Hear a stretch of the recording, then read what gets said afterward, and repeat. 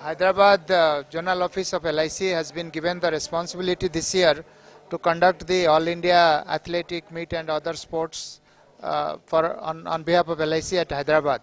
So this is going to start from tomorrow, that is 4th of November, and it will end on 8th of November.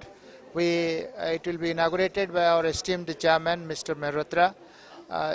There are many national and international players who are there in LIC who will be participating. There are totally 479 players who are coming to participate. There will be 6 disciplines in which the activities will be taking place. Apart from athletics, there will be table tennis, badminton, volleyball,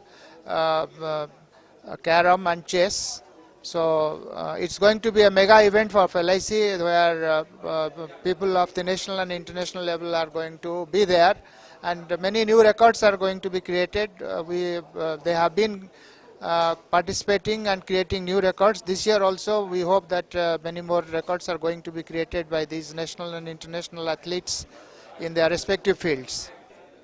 See, in fact, we have presently 6 disciplines where our people are playing.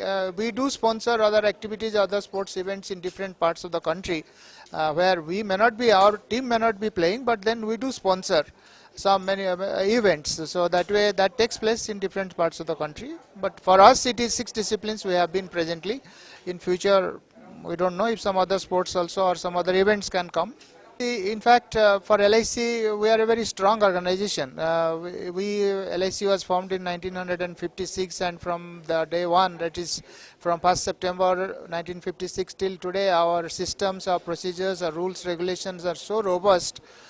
Frauds, I won't say that there are no frauds, but it is it's very limited, and the system takes care, people take care, and after all it's people's money. We get policyholders' money, and we are extra alert to see that they are safe and they are properly taken care of. So that way the fraud may be exceptional, it may be 1 or 2 here and there, but LIC is I would say 99.99% out of it